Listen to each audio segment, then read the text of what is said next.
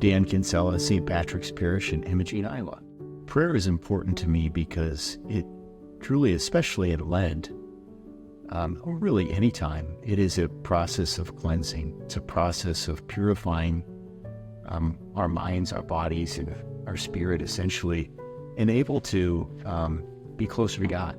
Most of the time when we think of big prayer moments, we think of big moments in our lives, and certainly taking the opportunity, maybe when a real challenging moment, right? When somebody passes away.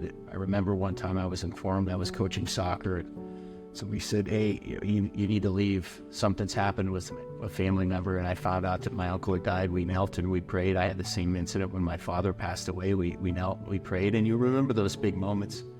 You will also remember those prayer of mountaintop moments when something really good happened. Somebody, won some tournament, or there was a huge opportunity that somebody got a job or something like that. And you say, okay, let's not just be thankful for this world. Let's stop and pray and give thanks for those mountaintop moments.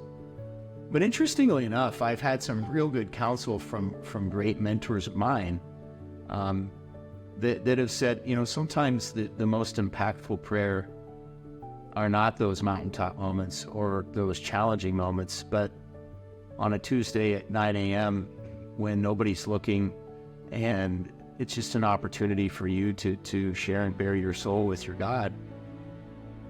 That's what matters. And then maybe you do something special at that moment that somebody wasn't expecting, or you send a text or something that could be simple.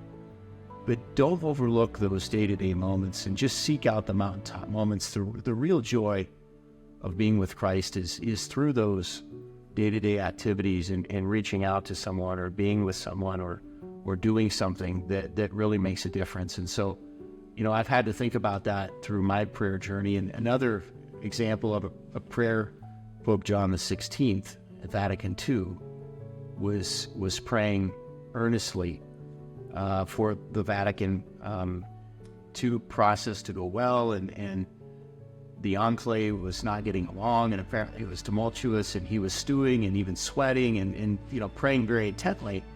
And then he had a vision of Jesus, and Jesus said, hey, you're just the Pope.